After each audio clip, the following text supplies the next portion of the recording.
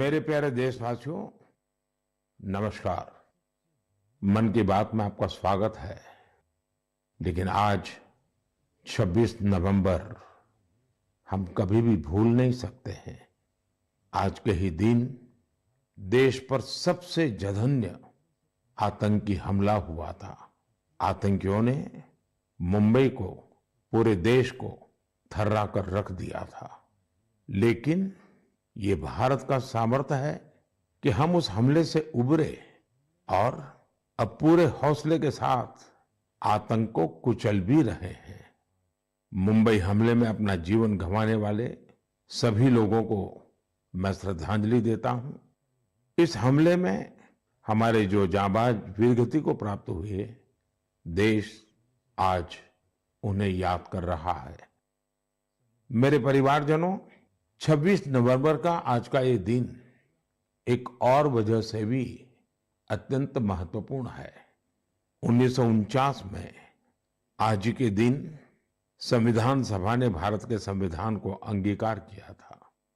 मुझे याद है, जब साल 2015 में हम बाबा साहब आम्बेडकर की 125वीं जन्म जयंती मना रहे थे, उसी समय ये विचार आया था कि 26 नवंबर को संविधान दिवस के तौर पर मनाया जाए। और तब से हर साल आज के इस दिन को हम संविधान दिवस के रूप में मनाते आ रहे हैं। मैं सभी देशवासियों को संविधान दिवस की बहुत बहुत शुभकामनाएं देता हूं और हम सब मिल करके नागरिकों के कर्तव्य को प्राथमिकता देते हुए विकसित भारत के संकल्प को जरूर पूरा करेंगे। साथियों, हम सभी जानते हैं कि संविधान के निर्माण में 2 वर्ष 11 महीने 18 दिन का समय लगा था। श्री सच्चिदानंद सिन्हा जी संविधान सभा के सबसे बुजुर्ग सदस्य थे। 60 से ज्यादा देशों के संविधान का अध्ययन और लंबी चर्चा के बाद हमारे संविधान का ड्राफ्ट तैयार हुआ था। ड्राफ्ट तैयार होने के बाद उसे अंतिम रूप देने से पहले उसमें 2000 से अधिक संशोधन फिर किए गए थे।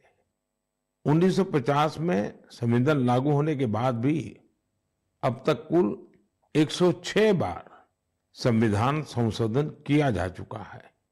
समय, परिस्थिति, देश की आवश्यकता को देखते हुए अलग अलग सरकारों ने अलग अलग समय पर संशोधन किए। लेकिन ये भी दुर्भाग्य रहा कि संविधान का पहला संशोधन फ्रीडम ऑफ स्पीच और फ्रीडम ऑफ एक्सप्रेशन के अधिकारों में कटौती करने के लिए हुआ था। वहीं संविधान के 44वें संशोधन के माध्यम से इमरजेंसी के दौरान की गई गलतियों को सुधारा गया था। साथियों, ये भी बहुत प्रेरक है कि संविधान सभा के कुछ सदस्य मनोनीत किए गए थे, जिनमें से 15 महिलाएं थी। ऐसी एक सदस्य हंसा मेहता जी ने महिलाओं के अधिकार और न्याय की आवाज बुलंद की थी। उस दौर में भारत उन कुछ देशों में था जहां महिलाओं को संविधान से वोटिंग का अधिकार दिया। राष्ट्र निर्माण में जब सबका साथ होता है, तभी सबका विकास भी हो पाता है।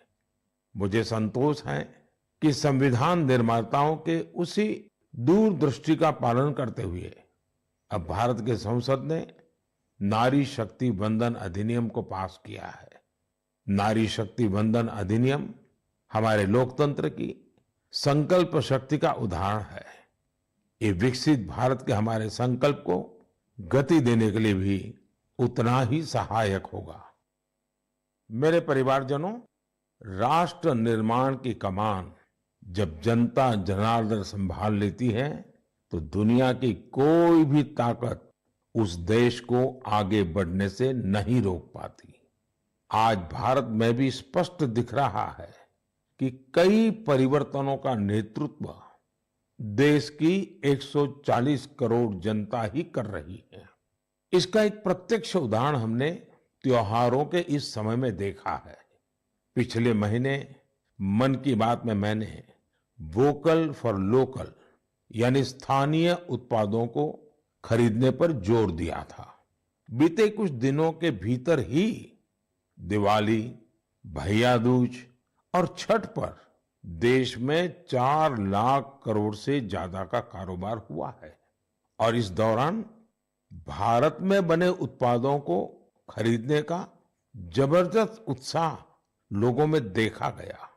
अब तो घर के बच्चे भी दुकान पर कुछ खरीदते समय ये देखने लगे हैं कि उसमें मेड इन इंडिया लिखा है या नहीं लिखा है। इतना ही नहीं, ऑनलाइन सामान खरीदते समय अब लोग कंट्री ऑफ ओरिजिन इसे भी देखना नहीं भूलते हैं।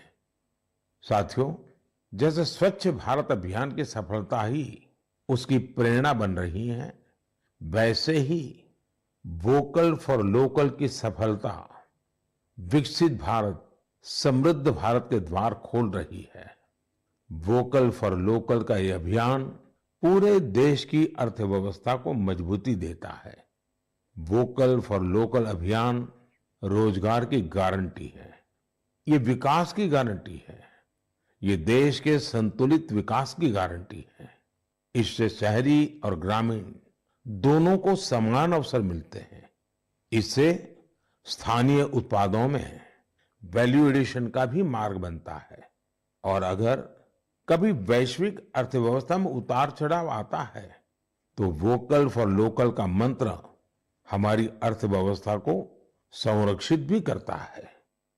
साथियों, भारतीय उत्पादों के प्रति ये भावना केवल त्योहारों तक सीमित नहीं रहनी चाहिए। अभी शादियों का मौसम भी शुरू हो चुका है। कुछ व्यापार संगठनों का अनुमान है कि शादियों के इस सीजन में करीब 5 लाख करोड़ रुपए का कारोबार हो सकता है। शादियों से जुड़ी खरीदारी में भी आप सभी भारत में बने उत्पादों को ही महत्व दें। और हाँ, जब शादी की बात निकली है तो एक बात मुझे लंबे अरसे से कभी कभी बहुत पीड़ा देती है और मेरे मन की पीड़ा मैं मेरे परिवारजनों को नहीं कहूंगा तो किसको कहूंगा। आप सोचिए, इन दिनों ये जो कुछ परिवारों में विदेशों में जाकर के शादी करने का जो एक नया ही वातावरण बनता जा रहा है, क्या ये जरूरी है क्या? भारत की मिट्टी में, भारत के लोगों के बीच अगर हम शादी ब्याह मनाएं तो देश का पैसा देश में रहेगा। देश के लोगों को आपकी शादी में कुछ न कुछ सेवा करने का अवसर मिलेगा। छोटे छोटे गरीब लोग भी अपने बच्चों को आपकी शादी की बातें बताएंगे। क्या आप वोकल फॉर लोकल के इस मिशन को विस्तार दे सकते हैं? क्यों न हम शादी ब्याह ऐसे समारोह अपने ही देश में करें। हो सकता है आपको चाहिए वैसी व्यवस्था आज नहीं होगी, लेकिन अगर हम इस प्रकार के आयोजन करेंगे तो व्यवस्थाएं भी विकसित होगी। ये बहुत बड़े परिवारों से जुड़ा हुआ विषय है। मैं आशा करता हूं मेरी ये पीड़ा उन बड़े बड़े परिवारों तक जरूर पहुंचेगी। मेरे परिवारजनों, त्योहारों के इस मौसम में एक और बड़ा ट्रेंड देखने को मिला है। ये लगातार दूसरा साल है जब दीपावली के अवसर में कैश देकर कुछ सामान खरीदने का प्रचलन धीरे धीरे कम होता जा रहा है। यानी अब लोग ज्यादा से ज्यादा डिजिटल पेमेंट कर रहे हैं। ये भी बहुत उत्साह बढ़ाने वाला है। आप एक और काम कर सकते हैं। आप तय करिए कि 1 महीने तक आप यूपीआई से या किसी डिजिटल माध्यम से ही पेमेंट करेंगे, कैश पेमेंट नहीं करेंगे। भारत में डिजिटल क्रांति की सफलता ने इसे बिल्कुल संभव बना दिया है। और जब 1 महीना हो जाए तो आप मुझे अपने अनुभव, अपनी फोटो जरूर शेयर करिएगा। मैं अभी से आपको एडवांस में अपनी शुभकामनाएं देता हूं। मेरे परिवारजनों, हमारे युवा साथियों ने देश को एक और बड़ी खुशखबरी दी है जो हम सभी को गौरव से भर देने वाली है। इंटेलिजेंस, आइडिया, और इनोवेशन आज भारतीय युवाओं की पहचान है। इसमें टेक्नोलॉजी के कॉम्बिनेशन से उनकी इंटेलेक्चुअल प्रॉपर्टीज में निरंतर बढ़ोतरी हो, ये अपने आप में देश के सामर्थ्य को बढ़ाने वाली महत्वपूर्ण प्रगति है। आपको ये जानकर अच्छा लगेगा कि 2022 में भारतीयों के पेटेंट आवेदन में 31% से ज्यादा की बढ़ोतरी हुई है। वर्ल्ड इंटेलेक्चुअल प्रॉपर्टी ऑर्गेनाइजेशन ने एक बड़ी ही दिलचस्प रिपोर्ट जारी की है। ये रिपोर्ट बताती है कि पेटेंट फाइल करने में सबसे आगे रहने वाले टॉप 10 देशों में भी ऐसा पहले कभी नहीं हुआ। इस शानदार उपलब्धि के लिए मैं अपने युवा साथियों को बहुत बहुत बधाई देता हूं। मैं अपने युवा मित्रों को विश्वास दिलाना चाहता हूं कि देश हर कदम पर आपके साथ है। सरकार ने जो प्रशासनिक और कानूनी सुधार किए हैं, उसके बाद आज हमारे युवा एक नई ऊर्जा के साथ बड़े पैमाने पर इनोवेशन के काम में जुटे हैं। 10 वर्ष पहले के आंकड़ों से तुलना करें तो आज हमारे पेटेंट को 10 गुना ज्यादा मंजूरी मिल रही है। हम सभी जानते हैं कि पेटेंट से न सिर्फ देश की इंटेलेक्चुअल प्रॉपर्टी बढ़ती है, बल्कि इससे नए नए अवसरों के भी द्वार खुलते हैं। इतना ही नहीं, ये हमारे स्टार्टअप्स की ताकत और क्षमता को भी बढ़ाते हैं। आज हमारे स्कूली बच्चों में भी इनोवेशन की भावना को बढ़ावा मिल रहा है। अटल टिंकरिंग लैब, अटल इनोवेशन मिशन, कॉलेजों में इंक्यूबेशन सेंटर्स, स्टार्टअप्स इंडिया अभियान, ऐसे निरंतर प्रयासों के नतीजे देशवासियों के सामने हैं। ये भी भारत की युवा शक्ति, भारत की इनोवेटिव पावर का प्रत्यक्ष उदाहरण है। इसी जोश के साथ आगे चलते हुए ही हम विकसित भारत के संकल्प को भी प्राप्त करके दिखाएंगे। और इसीलिए मैं बार बार कहता हूं, जय जवान, जय किसान, जय विज्ञान, जय अनुसंधान। मेरे प्यारे देशवासियों, आपको याद होगा कि कुछ समय पहले मन की बात में मैंने भारत में बड़ी संख्या में लगने वाले मेलों की चर्चा की थी। तब एक ऐसी प्रतियोगिता का भी विचार आया था जिसमें लोग मेलों से जुड़ी फोटो साझा करें। संस्कृति मंत्रालय ने इसी को लेकर मेला मोमेंट्स कॉन्टेस्ट का आयोजन किया था। आपको ये जानकर अच्छा लगेगा कि इसमें हजारों लोगों ने हिस्सा लिया और बहुत लोगों ने पुरस्कार भी जीते। कोलकाता के रहने वाले राजेश धर जी ने चरक मेला में गुब्बारे और खिलौने बेचने वाले की अद्भुत फोटो के लिए पुरस्कार जीता। ये मेला ग्रामीण बंगाल में काफी लोकप्रिय है। वाराणसी की होली को शोकेस करने के लिए अनुपम सिंह जी को मेला पोर्ट्रेट्स का पुरस्कार मिला। अरुण कुमार नलीमेला जी कुलसाई दशहरा से जुड़ा एक आकर्षक पहलू को दिखाने के लिए पुरस्कृत किए गए। वैसे ही पंढरपुर की भक्ति को दिखाने वाली फोटो सबसे ज्यादा पसंद की गई फोटो में शामिल रही, जिसे महाराष्ट्र के ही एक सज्जन श्रीमान राहुल जी ने भेजा था।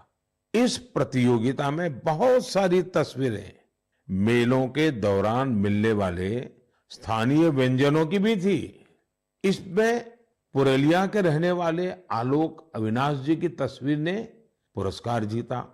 उन्होंने एक मेले के दौरान बंगाल के ग्रामीण क्षेत्र के खान पान को दिखाया था। प्रणब बसाक जी की वो तस्वीर भी पुरस्कृत हुई जिसमें भगोरिया महोत्सव के दौरान महिलाएं कुल्फी का आनंद ले रही हैं। रूमेला जी ने छत्तीसगढ़ के जगदलपुर में एक गांव के मेले में भजिया का स्वाद लेती महिलाओं की फोटो भेजी थी। इसे भी पुरस्कृत किया गया। साथियों, मन की बात के माध्यम से आज हर गांव, हर स्कूल, हर पंचायत को ये आग्रह है कि निरंतर इस तरह की प्रतियोगिताओं का आयोजन करें।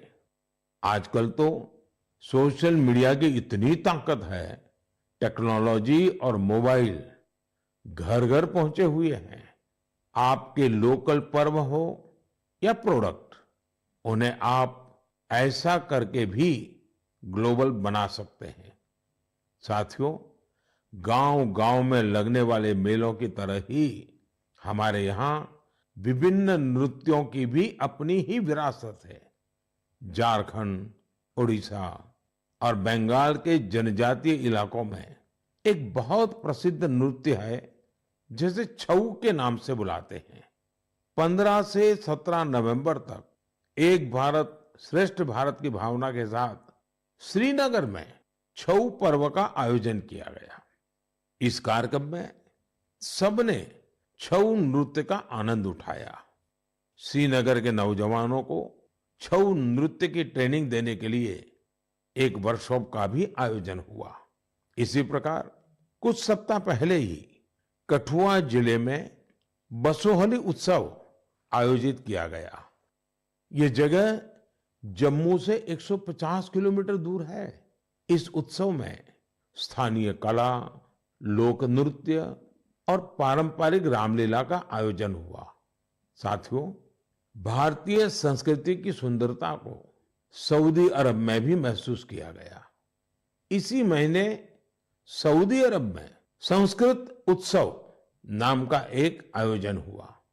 यह अपने आप में बहुत अनूठा था, क्योंकि ये पूरा कार्यक्रम ही संस्कृत में था।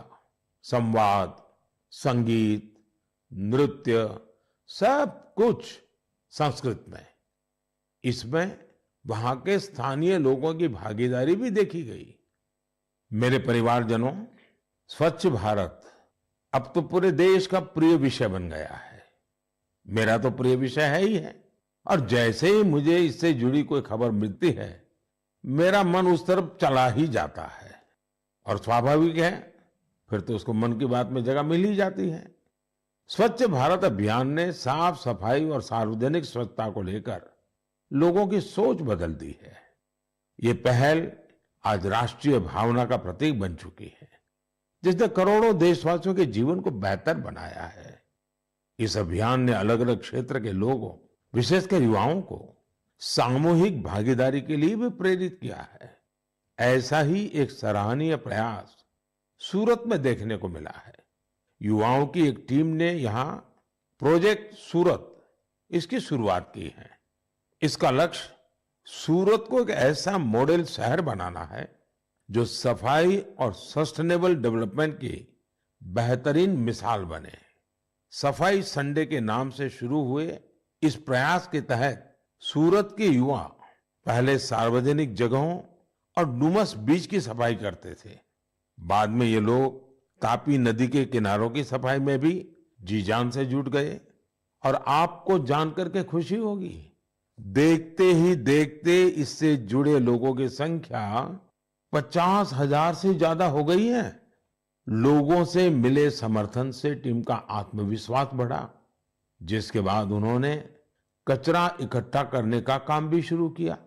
आपको जानकर हैरानी होगी कि इस टीम ने लाखों किलो कचरा हटाया है। जमीनी स्तर पर किए गए ऐसे प्रयास बहुत बड़े बदलाव लाने वाले होते हैं। साथियों, गुजरात से ही एक और जानकारी आई है। कुछ सप्ताह पहले वहां अंबाजी में भादरवी पूनम मेले का आयोजन किया गया था। इस मेले में 50 लाख से ज्यादा लोग आए। ये मेला प्रतिवर्ष होता है। इसकी सबसे खास बात ये रही कि मेले में आए लोगों ने गब्बर हिल के एक बड़े हिस्से में सफाई अभियान चलाया। मंदिरों के आसपास के पूरे क्षेत्र को स्वच्छ रखने का यह अभियान बहुत प्रेरणादायी है। साथियों, मैं हमेशा कहता हूं कि स्वच्छता कोई एक दिन या एक सप्ताह का अभियान नहीं है, बल्कि ये तो जीवन में उतारने वाला काम है। हम अपने आसपास ऐसे लोग देखते भी हैं जिन्होंने अपना पूरा जीवन स्वच्छता से जुड़े विषयों पर ही लगा दिया। तमिलनाडु के कोयम्बटूर में रहने वाले लोगानाथन जी भी बेमिसाल है। बचपन में गरीब बच्चों के फटे कपड़ों को देखकर वे अक्सर परेशान हो जाते थे। इसके बाद उन्होंने ऐसे बच्चों की मदद का प्रण लिया और अपनी कमाई का एक हिस्सा इन्हें दान देना शुरू कर दिया। जब पैसे की कमी पड़ी तो लोगानाथन जी ने टॉयलेट तक साफ किए ताकि जरूरतमंद बच्चों की मदद हो सके। वे पिछले 25 सालों से पूरी तरह समर्पित भाव से अपने इस काम में जुटे हैं और अब तक 1500 से अधिक बच्चों की मदद कर चुके हैं। मैं एक बार फिर ऐसे प्रयासों की सराहना करता हूं। देश भर में हो रहे इस तरह के अनेकों प्रयास न सिर्फ हमें प्रेरणा देते हैं बल्कि कुछ नया कर गुजरने की इच्छा शक्ति भी जगाते हैं। मेरे परिवारजनों, 21वीं सदी की बहुत बड़ी चुनौतियों में से एक है जल सुरक्षा। जल का संरक्षण करना जीवन को बचाने से कम नहीं है। जब हम सामूहिकता की इस भावना से कोई काम करते हैं तो सफलता भी मिलती है। इसका एक उदाहरण देश के हर जिले में बन रहे अमृत सरोवर भी है। अमृत महोत्सव के दौरान भारत ने जो 65,000 से ज्यादा अमृत सरोवर बनाए हैं वो आने वाली पीढ़ियों को लाभ देंगे। अब हमारा ये भी दायित्व है कि जहां जहां अमृत सरोवर बने हैं उनकी निरंतर देखभाल हो, वो जल संरक्षण के प्रमुख स्रोत बने रहें। साथियों, जल संरक्षण की ऐसी ही चर्चाओं के बीच मुझे गुजरात के अमरेली में हुए जल उत्सव का भी पता चला। गुजरात में 12 मास बहने वाली नदियों का भी अभाव है, इसलिए लोगों को ज्यादातर बारिश के पानी पर ही निर्भर रहना पड़ता है। पिछले 20-25 साल में सरकार और सामाजिक संगठनों के प्रयास के बाद वहां की स्थिति में बदलाव जरूर आया है और इसलिए वहां जल उत्सव की बड़ी भूमिका है। अमरेली में हुए जल उत्सव के दौरान जल संरक्षण और झीलों के संरक्षण को लेकर लोगों में जागरूकता बढ़ाई गई। इसमें वाटर स्पोर्ट्स को भी बढ़ावा दिया गया। वाटर सिक्योरिटी के जानकारों के साथ मंथन भी किया गया। कार्यक्रम में शामिल लोगों को तिरंगे वाला वाटर फाउंटेन बहुत पसंद आया। इस जल उत्सव का आयोजन सूरत के डायमंड बिजनेस में नाम कमाने वाले सब्जी भाई धोड़किया के फाउंडेशन ने किया। मैं इसमें शामिल प्रत्येक व्यक्ति को बधाई देता हूं। जल संरक्षण के लिए ऐसे ही काम करने की शुभकामनाएं देता हूं।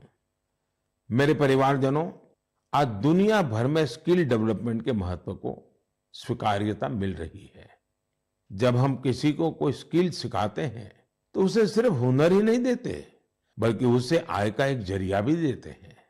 और जब मुझे पता चला कि एक संस्था पिछले 4 दशक से स्किल डेवलपमेंट के काम में जुटी है तो मुझे और भी अच्छा लगा। ये संस्था आंध्र प्रदेश के श्रीकाकुलम में है और इसका नाम बेल्जीपुरम यूथ क्लब है। स्किल डेवलपमेंट पर फोकस कर बेल्जीपुरम यूथ क्लब ने करीब 7,000 महिलाओं को सशक्त बनाया है। इनमें से अधिकांश महिलाएं आज अपने दम पर अपना कुछ काम कर रही है। इस संस्था ने बाल मजदूरी करने वाले बच्चों को भी कोई ना कोई हुनर सिखाकर उन्हें उस दुष्चक्र से बाहर निकालने में मदद की है। बेल्जीपुरम यूथ क्लब की टीम ने किसान उत्पाद संघ यानी एफपीओ से जुड़े किसानों को भी नई स्किल सिखाई, जिससे बड़ी संख्या में किसान सशक्त हुए हैं। स्वच्छता को लेकर भी यह यूथ क्लब गांव-गांव में जागरूकता फैला रहा है। इसने अनेक शौचालयों का निर्माण की भी मदद की है। मैं स्किल डेवलपमेंट के लिए इस संस्था से जुड़े सभी लोगों को बहुत बहुत बधाई देता हूं, उनकी सराहना करता हूं। आज देश के गांव-गांव में स्किल डेवलपमेंट के लिए ऐसे ही सामूहिक प्रयासों की आवश्यकता है। साथियों, जब किसी एक लक्ष्य के लिए सामूहिक प्रयास होता है तो सफलता की ऊंचाई भी और ज्यादा हो जाती है। मैं आप सभी से लद्दाख का एक प्रेरक उदाहरण साझा करना चाहता हूं। आपने पश्मीना शॉल के बारे में तो जरूर सुना होगा। पिछले कुछ समय से लद्दाखी पश्मीना की भी बहुत चर्चा हो रही है। लद्दाखी पश्मीना लुम्स ऑफ लद्दाख के नाम से दुनिया भर के बाजारों में पहुंच रहा है। आप ये जानकर हैरान रह जाएंगे कि इसे तैयार करने में 15 गांवों की 450 से अधिक महिलाएं शामिल हैं। पहले वे अपने उत्पाद वहां आने वाले पर्यटकों को ही बेचती थी, लेकिन अब डिजिटल भारत के इस दौर में उनकी बनाई चीजें देश दुनिया के अलग अलग बाजारों में पहुंचने लगी हैं। यानी हमारा लोकल अब ग्लोबल हो रहा है और इससे इन महिलाओं की कमाई भी बढ़ी है। साथियों, नारी शक्ति की ऐसी सफलताएं देश के कोने कोने में मौजूद है। जरूरत ऐसी बातों को ज्यादा से ज्यादा सामने लाने की है और ये बताने के लिए मन की बात से बेहतर और क्या होगा। तो आप भी ऐसे उदाहरणों को मेरे साथ ज्यादा से ज्यादा शेयर करें। मैं भी पूरा प्रयास करूंगा कि उन्हें आपके बीच ला सकूं। मेरे परिवारजनों, मन की बात में हम ऐसे सामूहिक प्रयासों की चर्चा करते रहे हैं जिनसे समाज में बड़े बड़े बदलाव आए हैं। मन की बात की एक और उपलब्धि ये भी है कि इसने घर घर में रेडियो को और अधिक लोकप्रिय बना दिया है। माय गॉव पर मुझे उत्तर प्रदेश में अमरोहा के राम सिंह बौद्ध जी का एक पत्र मिला है। राम सिंह जी पिछले कई दशकों से रेडियो संग्रह करने के काम में जुटे हैं। उनका कहना है कि मन की बात के बाद से उनके रेडियो म्यूजियम के प्रति लोगों की उत्सुकता और बढ़ गई है। ऐसे ही मन की बात से प्रेरित होकर अहमदाबाद के पास तीर्थ धाम प्रेरणा तीर्थ ने एक दिलचस्प प्रदर्शनी लगाई है। इसमें देश विदेश के 100 से ज्यादा एंटीक रेडियो रखे गए हैं। यहां मन की बात के अब तक के सारे एपिसोड्स को सुना जा सकता है। कई और उदाहरण हैं जिनसे पता चलता है कि कैसे लोगों ने मन की बात से प्रेरित होकर अपना खुद का काम शुरू किया। ऐसा ही एक उदाहरण कर्नाटक के चामराजनगर की वर्षा जी का है, जिन्हें मन की बात ने अपने पैरों पर खड़ा होने के लिए प्रेरित किया। इस कार्यक्रम के एक एपिसोड से प्रेरित होकर उन्होंने केले से जैविक खाद बनाने का काम शुरू किया। प्रकृति से बहुत लगाव रखने वाली वर्षा जी की ये पहल दूसरे लोगों के लिए भी रोजगार के मौके लेकर आई है। मेरे परिवारजनों, कल 27 नवंबर को कार्तिक पूर्णिमा का पर्व है। इसी दिन देव दीपावली भी मनाई जाती है और मेरा तो मन रहता है कि मैं काशी की देव दीपावली जरूर देखूं। इस बार मैं काशी तो नहीं जा पा रहा हूं, लेकिन मन की बात के माध्यम से बनारस के लोगों को अपनी शुभकामनाएं जरूर भेज रहा हूं। इस बार भी काशी के घाटों पर लाखों दिए जलाए जाएंगे, भव्य आरती होगी, लेजर शो होगा। लाखों की संख्या में देश विदेश से आए लोग देव दीपावली का आनंद लेंगे। साथियों, कल पूर्णिमा के दिन ही गुरु नानक देव जी का भी प्रकाश पर्व है। गुरु नानक जी के अनमोल संदेश भारत ही नहीं, दुनिया भर के लिए आज भी प्रेरक और प्रासंगिक है। यह हमें सादगी, सद्भाव और दूसरों के प्रति समर्पित होने के लिए प्रेरित करते हैं।